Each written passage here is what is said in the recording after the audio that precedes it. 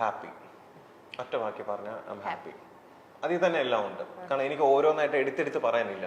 I am happy, I M satisfied. കാരണം പുള്ളിക്കാരിയുടെ പോസിറ്റീവും നെഗറ്റീവും കൂടെ മനസ്സിലാക്കി അക്സെപ്റ്റ് ചെയ്താണ് ഞാൻ പുള്ളിക്കാരി കല്യാണം കഴിക്കാൻ പോകുന്നത്. സോ എന്താ പറയുക, ഞാൻ ഇങ്ങനെ മാറണം, അങ്ങനെ ചെയ്യാവൂ, ഇന്ന ഡ്രസ്സ് ഇടാവൂ, അല്ലെങ്കിൽ ഇങ്ങനെ സംസാരിക്കാവോ, അല്ലെങ്കിൽ ഇങ്ങനെ പെരുമാറാവോ, ഞാൻ അത് ചെയ്യും ഇത് ചെയ്യും, ഇതൊന്നും ഞാൻ പറയത്തില്ല. നിനക്ക് എന്താണ് ശരി, നീ അത്യാവശ്യം മെച്ചറാണ്, നിനക്ക് എന്താണ് ശരിയെന്ന് തോന്നുന്നത് നീ അത് ചെയ്യുക.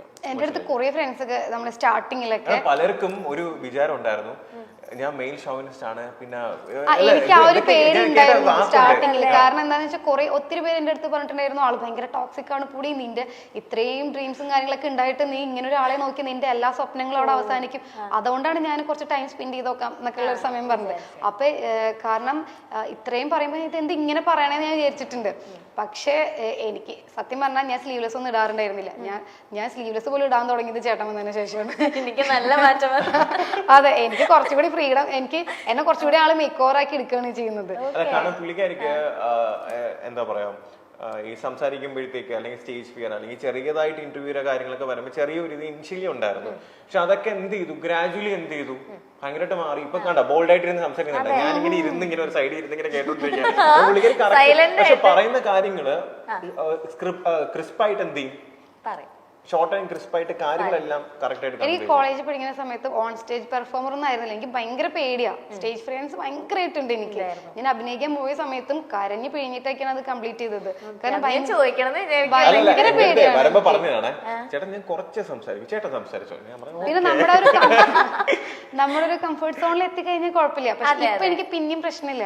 പക്ഷെ പണ്ടൊക്കെ ഡോക്ടറുടെ അടുത്ത് വന്ന സമയത്ത്, ഇന്റർവ്യൂവിന് വന്ന സമയത്ത് ഞാൻ ദൈവം, അതും അതിനു വേണ്ടി വന്നതല്ലല്ലോ, ഞാൻ വെറുതെ ഒന്ന് കാണാൻ വേണ്ടി വന്നതാ. അന്നത്തെ കുട്ടി വന്നില്ല, അപ്പൊ എന്നെ പിടിച്ചിരുത്തി. എനിക്കാണെങ്കിൽ അറിയില്ല അങ്ങനെ ഒരാളെ, എനിക്ക് തന്നെ സംസാരിക്കാൻ അറിയില്ല. ആ സമയത്ത് ഞാൻ വേറൊരാൾ ഇന്റർവ്യൂ ചെയ്യണം പറയും, ഞാൻ ആകെ കിളി പോയിട്ടാണ്. അതെ, അപ്പൊ അതുകൊണ്ട് ഞാൻ ഇങ്ങനെ മിണ്ടാതെ ഇങ്ങനെ നോക്കിയിരുന്നതൊക്കെ. പക്ഷെ ഇപ്പൊ എനിക്ക് ആ പേടിയില്ല. ഇപ്പൊ ഞാൻ മീഡിയ കാണുമ്പോൾ സംസാരിക്കുന്നുണ്ട്. അപ്പൊ ഞാൻ എൻ്റെ ചില കാര്യങ്ങളൊക്കെ ഏറ്റവും വേസ്റ്റ് ആയിട്ടുള്ള ഒരാളാണ് ഞാൻ എനിക്ക് തോന്നിയിട്ടുണ്ട്. കാരണം എനിക്ക് സോഷ്യലി എല്ലാവരുമായിട്ട് പരിചയമില്ലാത്ത ആൾക്കാരായിട്ട് സംസാരിക്കാൻ ഭയങ്കര ഓക്വേർഡ് ആയിരിക്കും. പിന്നെ അതുപോലെ സ്റ്റേജ് ഫിയറൻസ്, പിന്നെ എൻ്റെ കമ്മ്യൂണിക്കേഷൻ സ്കിൽ എന്ന് പറഞ്ഞാൽ ഭയങ്കര അടിപൊളിയായിട്ടുള്ള ആളല്ല. എൻ്റെ ഹിന്ദി ഒക്കെ കേട്ടിട്ടുണ്ടെങ്കിൽ എൻ്റെ സ്റ്റാഫിന് മാത്രം മനസ്സിലാവുള്ളൂ എൻ്റെ ഭാഷ. ശരിക്കും ഹിന്ദി അറിയുന്ന ആൾക്കാരാണ് എന്നെ തല്ലിക്കൊല്ലും. അപ്പോൾ ഇത് ഒന്നും അറിയാത്ത ഒരാളായിരുന്നു ഞാൻ പണ്ട്. ഒന്നിനെ കുറിച്ച് അറിയില്ല. എൻ്റെ ഒരു കംഫർട്ട് സോൺ ഉണ്ട്, എൻ്റെ വീട്ടുകാർ, എൻ്റെ ഫ്രണ്ട്സ്, ഭയങ്കര ഹാപ്പി. ഇതിൻ്റെ ഈ ഒരു വട്ടം വരച്ച എൻ്റെ പുറത്തേക്ക് എനിക്ക് പോകേണ്ടി വന്നിട്ടില്ല. അതുകൊണ്ട് തന്നെ എനിക്ക് പുറത്തുനിന്ന് ആരെങ്കിലും വന്ന് ഞാൻ ദൈവം മിണ്ടണോ അല്ലെ എന്താ ചെയ്യണം അങ്ങനെ ഭയങ്കര ഓക്വേർഡ് ആയിരുന്നു. നമുക്ക് ലൈഫിൽ എന്തും ചെയ്യാൻ പറ്റും എന്നുള്ളതിൻ്റെ ഏറ്റവും വലിയ എക്സാമ്പിൾ ഞാൻ തന്നെ ആയിരിക്കും എനിക്ക് തോന്നുന്നു. കാരണം ഒരു റെസ്പോൺസിബിലിറ്റീസും ഏറ്റെടുക്കാൻ പറ്റാത്തൊരു വ്യക്തിയായിരുന്നു ഞാൻ. ഞാനാണ് ഇപ്പോൾ ഒരു ബിസിനസ് ചെയ്യുന്നത്. അതുപോലെ ഒരു മീഡിയയുടെ മുമ്പിലോ അറ്റ്ലീസ്റ്റ് ക്ലാസ്സിലൊക്കെ സെമിനാർ അവതരിപ്പിക്കുമ്പോൾ പോലും നീ പോ എന്നൊക്കെ പറഞ്ഞിട്ട് അപ്പുറത്തിരിക്കുന്ന കൂട്ടിനെ പിടിച്ച് ഞാൻ പിന്നെ പോന്നൊക്കെ പറഞ്ഞിട്ട് ഞാനാണ് ഇപ്പൊ ഈ അടുത്ത് മീഡിയയുടെ അടുത്ത് സംസാരിക്കുന്നിട്ട് എന്റെ ക്ലാസ്മേറ്റ്സ് പൊടി നീ ഇങ്ങനെയൊക്കെ സംസാരിക്കോ. കാരണം കൈയൊക്കെ വിറച്ചിരിക്കുന്ന ഒരാളായിരുന്നു ഞാൻ ക്ലാസ്സിൽ പഠിക്കുമ്പോൾ. ആരും എന്നെ കണ്ടിട്ടില്ല, ദേഷ്യപ്പെട്ട് പോലും എന്നെ കണ്ടിട്ടില്ല ആരും. അപ്പൊ ഞാൻ കുറച്ച് റൂഡായിട്ട് സംസാരിക്കുമ്പോൾ ക്യാമറ എല്ലാം ഉണ്ട് കേട്ടോ, ഇതെല്ലാം റെക്കോർഡ് ചെയ്യുന്നുണ്ട്. ആള് സംസാരിച്ചു തുടങ്ങിയല്ലേ, ഇപ്പൊ നിർത്തത്തില്ല എന്ന് വെച്ചാൽ അങ്ങ് സംസാരിച്ചോണ്ടേ. അങ്ങനെയല്ല, ഞാൻ ഇപ്പൊ നോക്കണ്ടേ നിങ്ങൾ കാര്യം പറയുന്നതൊക്കെ സംസാരിച്ചോണ്ടേ ഇരിക്കുക. മറ്റേ എയർപോർട്ടിൽ വെച്ചിട്ട് ഞാൻ കുറച്ച് റൂഡാണോ ഒന്നും അറിയില്ല, പക്ഷെ ഞാൻ അത്ര പോലും ഞാൻ സംസാരിക്കാറുണ്ടായിരുന്നില്ല. പക്ഷെ എനിക്ക് മനസ്സിലായി ഒരു ലൈഫിൽ ഒരു സ്റ്റേജ് എത്തുമ്പോൾ നമ്മൾ സംസാരിച്ച് പോവും. സാധാരണ എല്ലാവർക്കും പ്രോബ്ലംസ് ഉണ്ടാവുക എന്ന് വെച്ചിട്ടുണ്ടെങ്കിൽ അൺനെസസറി ആയിട്ടുള്ള കാര്യങ്ങൾ പറയാം, അല്ലെങ്കിൽ അൺനെസസറി ആയിട്ടുള്ള ആൾക്കാരെ പ്രൊവോക്ക് ചെയ്യാൻ പോവുക, അല്ലെങ്കിൽ അഭിപ്രായങ്ങളെങ്കിലും അറ്റ്ലീസ്റ്റ് പറയുമ്പോഴാണല്ലോ ഇങ്ങനെ ബാക്കിയുള്ള ആൾക്കാരെ ഒന്ന് അറ്റാക്ക്. ഞാൻ ആലോചിക്കുന്നത് റോബിൻ ചേട്ടന് ഇഷ്ടപ്പെട്ടതിന് ശേഷം ഞാൻ ഒറ്റയ്ക്ക് എവിടെ ഒരു സ്ഥലത്ത് ഇന്റർവ്യൂ കൊടുത്തിട്ടില്ല. എൻ്റെ ലൈഫിൽ ഞാനായിട്ട് ചെയ്ത കാര്യങ്ങളുടെ നെക്സ്റ്റ് ഒരു സ്റ്റേജ് കഴിഞ്ഞിട്ട് മാത്രമേ ഞാൻ അങ്ങനെ ചെയ്യൂന്ന് ഓൾറെഡി ഞാൻ ഡിസിഷൻ എടുത്തിട്ടുണ്ടായിരുന്നു. അത്രയും റീച്ചുള്ള സമയത്ത് പോലും ഞാൻ എവിടെയും പോയിട്ടുണ്ട്. എനിക്കല്ല, റോബിൻ ചേട്ടൻ ഉണ്ടായിരുന്ന സമയത്ത് പോലും എന്നെ വിളിച്ച സമയത്ത് ഞാൻ പോയിട്ടില്ല. അതുപോലെ അപ്പൊ പിന്നെ ഞാൻ ഒരു കണ്ടസ്റ്റൻസിനെതിരെ ഒന്നും പറഞ്ഞിട്ടില്ല. ഞാൻ ഇവരെ ഗെയിം ഷോയുമായി ബന്ധപ്പെട്ട് എവിടെയും വന്നിട്ടുമില്ല. ബിഗ് ബോസ് ഞാൻ കണ്ടില്ല. എന്നിട്ട് പോലും എന്നെയും എൻ്റെ പ്രൊഫഷനെയും വരെ വലിച്ചയച്ചിട്ട് കുറെ പറഞ്ഞപ്പോൾ എനിക്ക് ഒത്തിരി വിഷമമായിട്ട്. ഞാൻ എന്താ ചെയ്തത്? പിന്നെ എനിക്കറിയാം ആളൊരു പാർട്ട്ണർ ആകുമ്പോൾ നല്ല പോസിറ്റീവ് കിട്ടുന്ന പോലെ നെഗറ്റീവ് കിട്ടും, പക്ഷെ അതിനൊരു ലിമിറ്റ് ഉണ്ടല്ലോ. ആ ലിമിറ്റും കഴിഞ്ഞ് ഒത്തിരി എനിക്ക് കിട്ടിയിട്ടുണ്ടായിരുന്നു. ആ സമയത്ത് എനിക്ക് വിഷമം, ഞാനൊന്നും പറയാതെ എന്തിനാണ് ഇങ്ങനെ പറയണതായിരുന്നു. ഇപ്പൊ എനിക്ക് ആ വിഷമം പോയി. ഞാൻ ഇടയ്ക്ക് ചോദിക്കാറുണ്ട്, കാരണം എന്നെ ഇഷ്ടപ്പെട്ടു എന്ന് പറഞ്ഞ ഒറ്റ കാര്യം കൊണ്ട് ഒരുപാട് വഴക്കും ചീത്തവിളിയും കേട്ടോണ്ടിരിക്കുന്ന ആരൊക്കെ റാൻഡമായിട്ടുള്ള ഫേക്ക് അക്കൗണ്ട്സ് ആവും, റാൻഡമായിട്ടുള്ള ആൾക്കാരാവും. കാരണം വേറൊരു പെൺകുട്ടിയാണെന്നുണ്ടെങ്കിൽ ഞാൻ എന്തിനും ഇത് കേൾക്കേണ്ട കാര്യം കാണും, ഇതിൽ നിന്നും ബെറ്റർ ആയിട്ടുള്ള ഒരു ഓപ്ഷൻ എനിക്ക് കിട്ടത്തില്ല, എന്തിനാ ഞാൻ ഇങ്ങനെ കേട്ടോണ്ടിരിക്കുന്നതെന്ന് പലർക്കും ചിലപ്പം പലരും ചിന്തിക്കാം. പക്ഷെ അങ്ങനെയുള്ള സമയത്തും പുള്ളിക്കാരൻ എന്ത് ചെയ്തു, അതിലൊന്നും ബോധർ ചെയ്തില്ല. ഇപ്പൊ എനിക്ക് വിഷമം കുറച്ച് കുറവെന്ന് വെച്ചാല് അന്ന് എയർപോർട്ടിലൊക്കെ വെച്ച് രണ്ട് മൂന്ന് വാക്കുകൾ ഞാൻ പറഞ്ഞിട്ടുണ്ടായിരുന്നു. അതെ, ഇനി കേട്ടല്ലോ, ഓക്കെ അന്ന് ഞാൻ റിയാക്ട് ചെയ്തിട്ടുണ്ടായിരുന്നല്ലോ, അതിന്റെ ബാക്കി കിട്ടിക്കോട്ടെ എന്നുള്ളൊരു സമാധാനം ഉണ്ട്. മറ്റത് എനിക്ക് വിഷമമായിരുന്നു, കാരണം ആ പരിസരത്തേക്ക് വരാതെ ഞാൻ എന്റെ പ്രൊഫഷൻ മാത്രം നോക്കി പോവാ. അപ്പൊ എന്നെ എന്റെ പ്രൊഫഷനെ വലിച്ചിട്ടിട്ട് ഇങ്ങനെ എന്നിട്ടും ഞാൻ റിയാക്ട് ചെയ്യുന്നില്ല. ഇപ്പോഴും അതിനെ റിയാക്ട് ചെയ്തിട്ടില്ല, ഒന്നും പകരമായിട്ട് ഞാൻ സംസാരിക്കാൻ വന്നിട്ടില്ല. എന്നിട്ട് എന്തിനാ അങ്ങനെ പറയണേന്ന് ഒരു തോന്നലുണ്ടായിരുന്നു. പക്ഷെ ഇപ്പൊ ഞാൻ അന്ന് ഒന്ന് രണ്ട് സ്ഥലത്ത് കുറച്ച് മറുപടികളൊക്കെ പറഞ്ഞിട്ടുണ്ടായിരുന്നു പ്രതികാരമല്ല, കുറച്ച് പറഞ്ഞിട്ടുണ്ടായിരുന്നു അത്ര പോലും അപ്പൊ ഓക്കെ അറ്റ്ലീസ്റ്റ് ഞാൻ റിയാക്ട് ചെയ്തല്ലോ, ഇനി കേൾക്കുകയാണെങ്കിലും പ്രശ്നമില്ല എന്നുള്ളൊരു സംഭവം വന്നു. പിന്നെ പലർക്കും ലൈക്ക് എന്റെ ഒരു അപ്ഡേറ്റ് എന്താന്നുള്ളത് പലരും ചോദിക്കാറുണ്ട്. ഇപ്പൊ ഞാൻ ഒരു എന്താ പറയാ, ഞാനൊരു നോർമൽ മിഡിൽ ക്ലാസ് ഫാമിലിയിൽ നിന്ന് വന്ന ഒരു സാധാരണ ഒരാളാണ്. അപ്പൊ എനിക്ക് ചെറിയ ചെറിയ ആഗ്രഹങ്ങൾ എൻ്റെ ലൈഫിലുണ്ട്, മനസ്സിലായില്ലേ? എന്ന് വെച്ചാൽ എന്താ പറയാ, എന്തെങ്കിലുമൊക്കെ അച്ചീവ് ചെയ്യണം, ചെറിയ ചെറിയ കാര്യങ്ങൾ, അല്ല വലിയ വലിയ ഡ്രീംസും കാര്യങ്ങളൊന്നുമില്ല. അപ്പം അങ്ങനെ ഞാൻ എൻ്റെ ലൈഫിൽ ഇപ്പം ഡോക്ടറായിട്ട് വർക്ക് ചെയ്തിരുന്ന സമയത്തും ഞാൻ കോവിഡ് ആയിരുന്ന സമയത്ത് 2 വർഷം സോഷ്യൽ മീഡിയ ആക്റ്റീവേ ഇല്ലായിരുന്നു. ഞാൻ അങ്ങനെ ഒന്നും ചെയ്യാറില്ല. എപ്പോഴെങ്കിലും റാൻഡമായിട്ട് എൻ്റെ ഏതെങ്കിലും പഴയ വീഡിയോ എടുത്ത് പോസ്റ്റ് ചെയ്യുന്നതല്ലാതെ ഒന്നും ചെയ്യാറില്ല. 2 വർഷം കംപ്ലീറ്റ് ഡ്യൂട്ടി ആയിരുന്നു. അപ്പം ആ കഴിഞ്ഞതിന് ശേഷമാണ് പെട്ടെന്ന് എന്ത് ചെയ്തത്, ഇങ്ങനെ ഒരു ഷോയിൽ വന്നതും ഇങ്ങനെയുള്ള കാര്യങ്ങളെല്ലാം സംഭവിച്ചത്. അപ്പം പലർക്കും ലൈക്ക് എല്ലാം പെട്ടെന്ന് വേണം, അടുത്ത അപ്ഡേറ്റ് എന്താണ്, ഇഷ്ടം കൊണ്ടായിരിക്കാം ചിലർ. അപ്പം അടുത്ത മൂവി എപ്പോഴാണ്, അടുത്തെന്താ ഇങ്ങനെ ചോദിക്കുന്നുണ്ട്. അപ്പം എനിക്ക് പറയാനുള്ളൊരു കാര്യം എന്ന് വെച്ച് കഴിഞ്ഞാൽ, ഞാൻ എല്ലാം പെട്ടെന്ന് ഇപ്പം മറ്റുള്ളവർക്ക് വേണ്ടി ചെയ്യാനായിട്ട് ഞാൻ ഒരിക്കലും നിൽക്കത്തില്ല. അവർക്കത് കാണണം, അല്ലെങ്കിൽ അവർക്കത് ചെയ്ത് കാണണം, അതുകൊണ്ട് ഞാൻ ചെയ്തില്ല. എനിക്കത് ചെയ്യണം, അല്ലെങ്കിൽ എനിക്കത് കംപ്ലീറ്റ് ആയിട്ട് എഫേർട്ട് കൊടുത്ത് ആ ഒരു സമയത്ത് ചെയ്യണം എന്ന് തോന്നുന്ന സമയത്ത് മാത്രമേ ഞാനത് ചെയ്യൂ, മനസ്സിലായില്ലേ?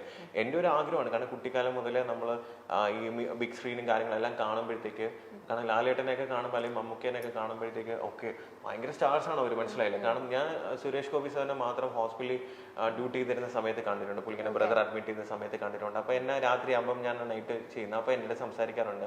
അപ്പോൾ ഞാൻ അന്ന് എനിക്ക് 2018 അപ്പോൾ ഞാൻ പുള്ളിക്കാരൻ ചോദിച്ചത്, ഡിസ്ചാർജ് ആയി പോകാൻ പോയി പുള്ളിക്കാരൻ്റെ ബ്രദർ. അപ്പം ലാസ്റ്റ് ദിവസം വന്നപ്പോൾ ഞാൻ ഇങ്ങനെ രാത്രി പറഞ്ഞു, സാർ എനിക്കൊരു ആഗ്രഹമുണ്ട്, ഇനി സിനിമയൊക്കെ ചെയ്യണമെന്നുണ്ട്, എങ്ങനെയാണെന്ന് അറിയത്തില്ല, എനിക്ക് ആരുമായിട്ടും കോണ്ടാക്ട് ഇല്ല. അപ്പോൾ എൻ്റെ അടുത്ത് സുരേഷ് ഗോപി സാർ പറഞ്ഞ ഒറ്റ കാര്യമുണ്ട്, ഡോക്ടറെ റോബിൻ നീ മാക്സിമം ഹാർഡ് വർക്ക് ചെയ്ത് സ്വന്തമായിട്ട് വരാൻ ശ്രമിക്കാം. ആരുടെയും കെയർ ഓഫിലോ അല്ലെങ്കിൽ ആരും റെഫർ ചെയ്തിട്ടല്ല വരേണ്ടത്, മനസ്സിലായി? എനിക്ക് വേണമെങ്കിൽ നിന്നെ പരിചയപ്പെടുത്തി തരാം, പക്ഷെ അങ്ങനെ വന്നാൽ അത് നിലനിൽക്കത്തില്ല. നീ സ്വന്തമായിട്ട് കഷ്ടപ്പെട്ട് വന്നാലേ നിനക്ക് എന്ത് ചെയ്യത്തുള്ളൂ, അത് നിലനിൽക്കാൻ പറ്റത്തുള്ളൂ എന്ന് പുള്ളിക്കാരൻ പറഞ്ഞു.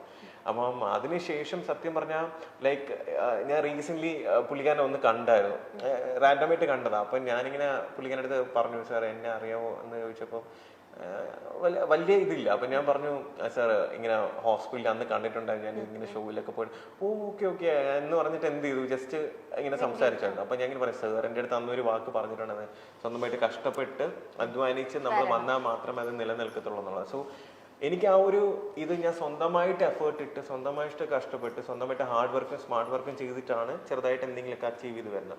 അപ്പം അത് ഇനിയും, കാരണം എനിക്ക് ആ റൂട്ട് അറിയാം.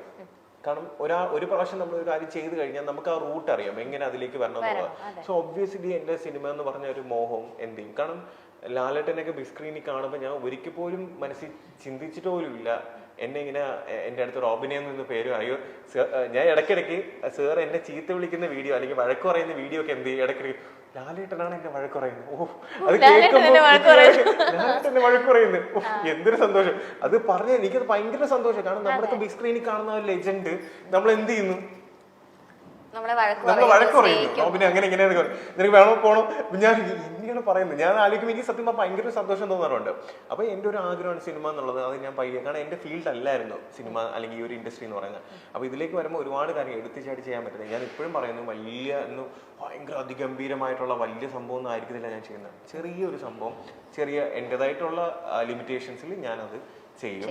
അത് എന്നെ ഇഷ്ടമുള്ളവർ കാണുക, സപ്പോർട്ട് ചെയ്യുക, അനുഗ്രഹിക്കുക, ഇങ്ങനെ. കാരണം ഞാൻ പറയില്ലേ, എനിക്ക് എല്ലാവരും എന്താണ് റോബിൻ അച്ചീവ് ചെയ്തത്, എന്താണ് റോബിൻ്റെ അച്ചീവ്മെന്റ് എന്നാണ്. എൻ്റെ അച്ചീവ്മെന്റ് എന്ന് പറയുന്നത്, ഞാൻ ഇന്നേ വരെ എൻ്റെ ജീവിതത്തിൽ കാണാത്ത ഒരുപാട് പേര് എന്നെ സ്നേഹിക്കുക, സിൻസിയറായിട്ട് സ്നേഹിക്കുക, അവരെനിക്ക് വേണ്ടി പ്രാർത്ഥിക്കുക, മനസ്സിലായില്ല, അവരുടെ ബ്ലെസ്സിങ്സ്, അനുഗ്രഹം. അത് തന്നെയാണ് എൻ്റെ ഏറ്റവും വലിയ അച്ചീവ്മെന്റ് എന്ന്.